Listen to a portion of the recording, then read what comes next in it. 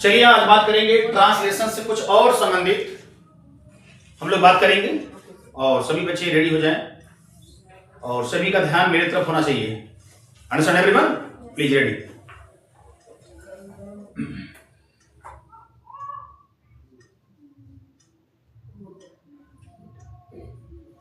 एक एक करके समझना है, आप स्टेप बाय स्टेप समझोगे तभी आएगा। उड के द्वारा बाय हेल्प ऑफ उड हम अपनी पास्ट की हैबिट बताते हैं। क्या बताते हैं? अपनी पास्ट की हैबिट। अगर आप अपनी पास्ट की हैबिट बताना चाहते हो, सब मैं बचपन में खेला करता था, रोज मैं सुबह में टहला करता था। अगर पास्ट की हैबिट अगर आपको बतानी हो तो मुझे किस हेल्पिंग वर्ब का यूज करना चाहिए? क्वेश्चन वुड का यूज करना चाहिए। कैसा करना चाहिए प्लीज? वुड का यूज करना चाहिए। और इसके साथ एक और है, उसका नाम है यूज टू। ये हम दोनों का यूज कर सकता हूं अपनी पास्ट की हैबिट को बताने के लिए।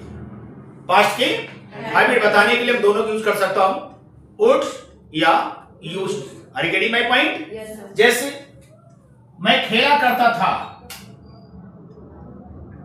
I would play in the morning। Sir मैं सुबह में क्या करता था? खेला करता था। ये मेरी क्या है? हैबिट है। I would walk in the morning। Sir मैं सुबह में क्या करता था? टहला करता था।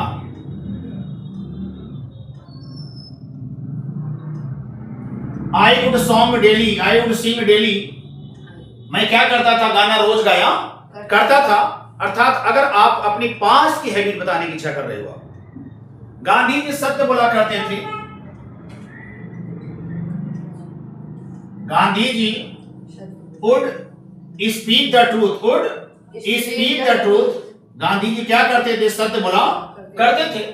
तो अगर मुझे पास्ट की हैबिट बताना है, if you want to tell your past habit, तो अपनी पास्ट की हैबिट हमें इस तरह से बताना होगा, by help of would, by help of used to, by help of used to और बाय हेल्प ऑफ वुड। तो हमें पास्ट की हैबिट इस तरह से बताना चाहिए। भाई अक्सर आप मुलाकात करते विशिष्ट लोग कहते हैं, सर मेरे मैं बचपन में ऐसा था, मैं रोज रोया करता था, रोज खेला करता था। तो अपनी हैबिट को अगर पास्ट में दर्शाना है तो अपनी हैबिट को दर्शाने के लिए हमें इस तरह से सेंटेंस की फ्रेमिंग करनी चाहिए। उसके दो ही हेल्पिंग वर्ब है, एक का नाम है यूज्ड टू, एक का नाम क्या है? Would. Are you getting my point? चलिए आगे बात करते हैं। Don't write. अब बात मैं करूंगा सल की और मैं बात करूंगा विल की। बहुत ध्यान से समझिएगा इसको। ये सल और विल ये हमारे क्या करते हैं? फ्यूचर को शो करते हैं। ये मेरे क्या शो करते हैं? फ्यूचर को शो करते हैं। सल और विल ऑलवेज शो फ्यूचर। दूसरी चीज, हम इस तरह के सेंटेंस में फ्यूचर को शो करने वाले सेंटेंस में हम क्या यूज करता हूं? टुमारो का यूज करता हूं। एक और है आपका, उसका नाम है बाई। एक और है आपका day after tomorrow, day after tomorrow. पहली बात, इस छोटी छोटी चीज को पहले आप जानो। सल और विल हर बच्चा जानता है कि सर आई और विल के साथ, आई और वी के साथ हम सल का यूज करते हैं और अदर के साथ हम किसका यूज करते हैं? विल का यूज करते हैं।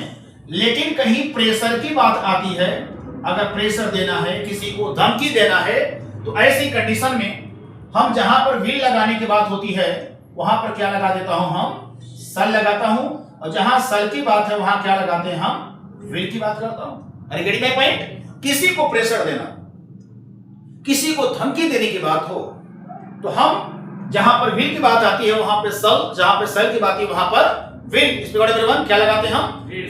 लेकिन एक बात ध्यान देना, आज के परिवेश में ये जो विल है ये टोटल क्या बन चुका है? कॉमन हो चुका है।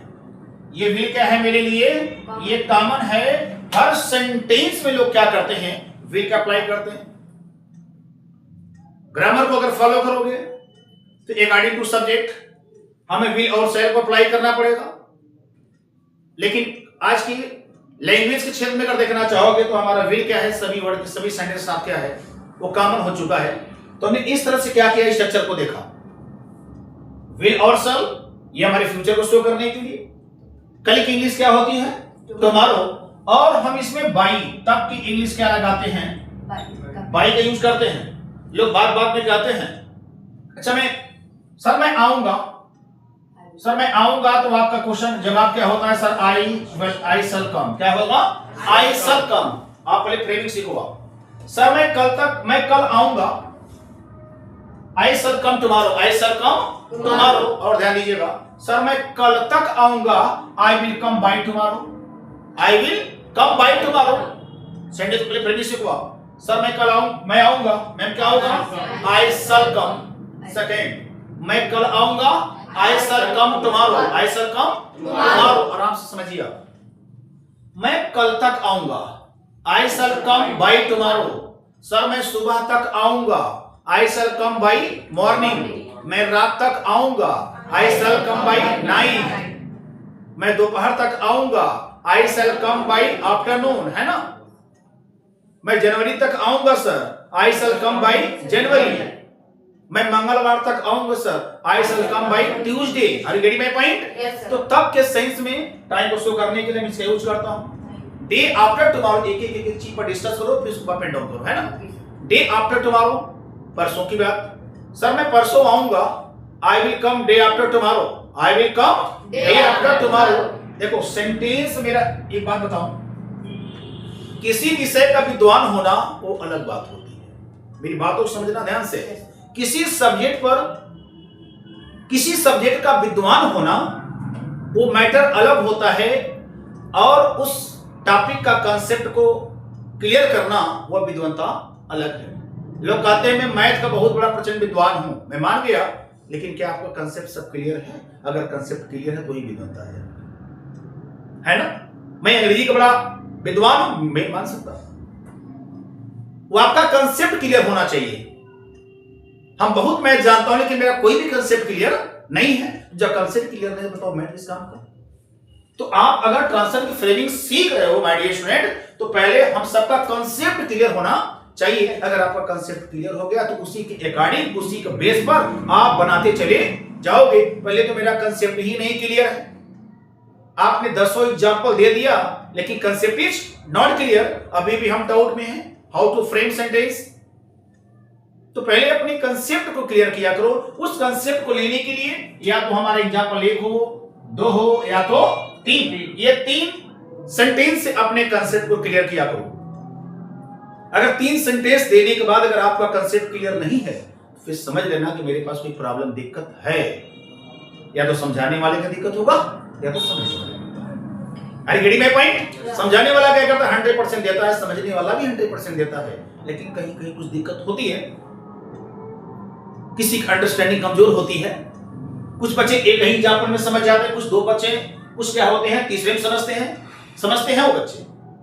तो पहले अपने कांसेप्ट को क्लियर ढंग से क्या किया करो, सुना करो और देखा करो, इसके बाद आगे बढ़ाओ। तो मैंने कहा सर मैं आऊंगा, इसमें क्या होगा, आई शैल कम, मैं आऊंगा। फिर मैंने कहा सर मैं कल तक आऊंगा, मैं कल आऊंगा, आई शैल कम टुमारो। फिर मैंने कहा कल तक आऊंगा, I shall come by tomorrow. फिर मैंने कहा परसों आऊंगा, आई शैल कम बाय, मैं परसों आऊंगा, I shall come day after tomorrow, day after tomorrow. Are you getting my point? अब मैंने एक सेंटेंस को क्या किया, हमने यहां पर सेंटेंस का स्ट्रक्चर बदल दिया। I will kill you, I will kill you. अब ये सेंटेंस को ऐसा लग रहा है देख करके कोई व्यक्ति मुझे धमकी दे रहा है। तो धमकी देने के लिए, फोर्स देने के लिए, तो हम अपने सेंटेंस के हेल्पिंग वर्ब को क्या करता हूं, हम चेंज कर देता हूं। लेकिन कॉमन तौर पे हम विल का यूज हर सब्जेक्ट के साथ अप्लाई करता हूं, लेकिन विल का यूज अगर इस तरह अप्लाई करोगे तो इसका मीनिंग कुछ और निकलेगा। Are you getting my point? इस तरह से हमने क्या किया, फ्यूचर की बातें, तो जहां फ्यूचर की बात आती है तो 2 ही हेल्पिंग वर्ब का सहारा लिया करो।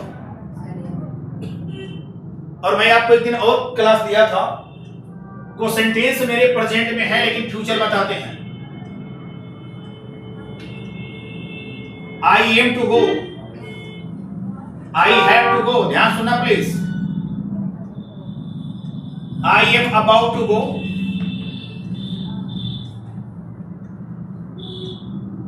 लिसनिंग केयरफुली, ये हमारे सेंटेंस टोटल किसमें है? प्रेजेंट में है। लेकिन सारे सेंटेंस, रंजीत ध्यान रखना बेटा, ये सारा सेंटेंस मेरा किसमें है? प्रेजेंट में है बच्चा। लेकिन ये फ्यूचर को शो करते हैं। मैं किसको शो कर रहे हैं? फ्यूचर को। ये बातें कैसे क्लियर हुआ? ऐसे क्लियर हुआ कि हमने बात तो आपसे किया, मैंने जाने की बात कही लेकिन गया नहीं।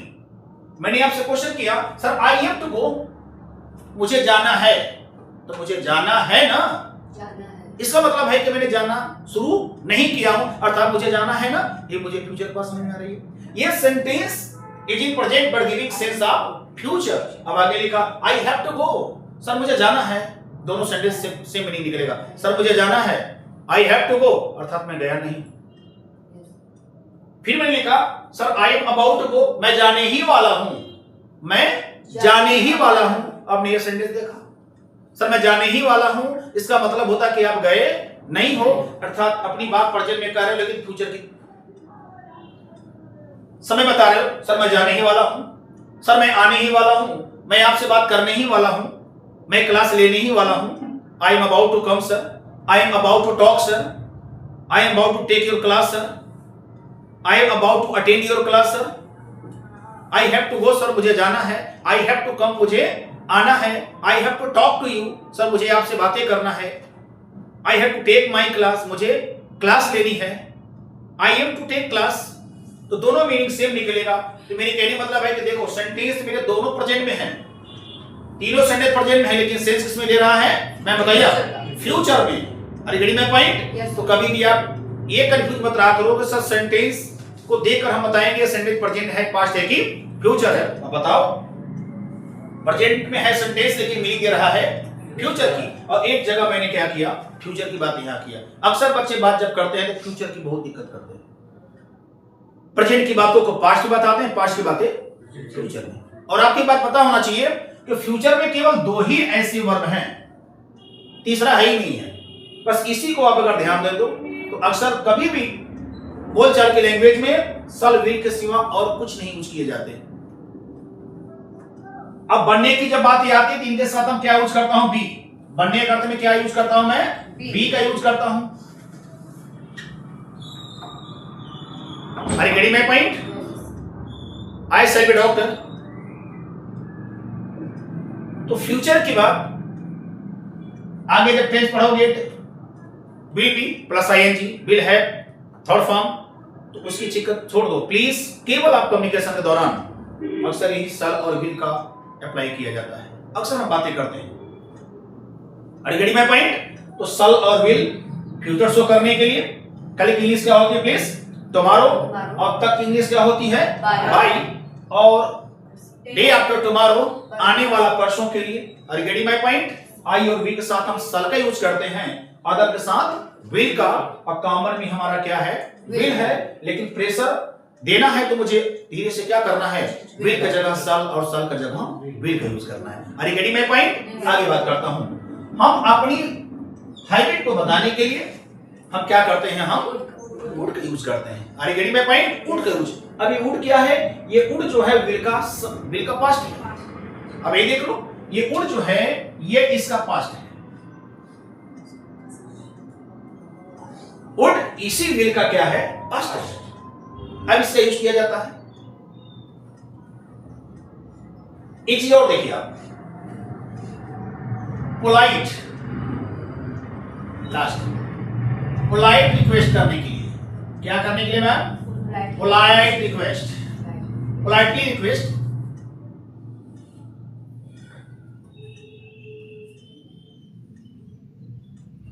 हम किसी से क्या करते हैं? पोलाइटली रिक्वेस्ट करने की बात करता हूं, बहुत ही पोलाइटली रिक्वेस्ट करता हूं। सर मेरा रिक्वेस्ट क्या है? क्या सर आप मुझसे बात करेंगे? क्या आप आएंगे? नम्रता देखिए, क्या आप क्लास लेंगे?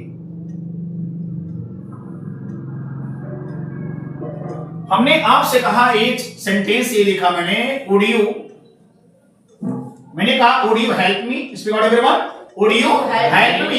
क्या सर? सेंटेंस एक देखना, एक और देखना, would you talk to me? Would you talk to मी?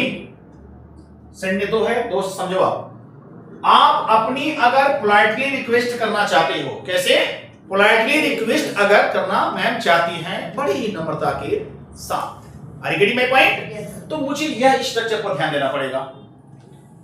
मैंने कहा क्या आप अपना नाम बताएंगे? Would you tell me your name? Speak out everyone. Would you tell me your name? क्या आप मेरी मदद करेंगे? Would you help me? क्या आप मुझसे बातें करेंगे? Would you talk to me? क्या आप मेरा क्लास लेंगे? Would you take my class? आप पैसा हमें देंगे? Would you give me money? है ना? क्या आप मेरे पास बैठेंगे? Would you sit beside me? क्या मेरे साथ खेलेंगे? Would you play with me? मेरी कहने की सेंस क्या है? मैंने आपको ऑफर दे रहा हूं, बड़े ही नम्रता के साथ दे रहा हूं। क्या सर अपना नाम बताएंगे आप? Would you tell me your name? क्या अपना परिचय देंगे? Would you introduce yourself? अपने पापा का नाम बताएंगे हमें? Would you tell me your father name? है ना? क्या अपनी उम्र बताएंगे? Would you tell me your age? क्या अपने टीचर का नाम बताएंगे? Would you tell me your teacher name? क्या अपने कोचिंग का नाम बताएंगे? Would you tell me your coaching name? Are you getting my point or not? तो अपनी नम्रता के साथ किसी बात को ऑफर देना चाहते हैं तो हमें इस तरह से जानकारी होनी चाहिए। तो मैंने एक कंसेप्ट यहां लिया, इसी गुण की एक यहां डिस्कस में किया, इसी गुण से मैंने पास्ट की हाइब्रिड को भी बताया और फिर मैंने सल और विल से अपनी फ्यूचर की सारी बातों को मैंने क्या किया आपसे शेयर किया। Are you getting my point और नॉट? प्लीज धन्यवाद। Pen down everyone.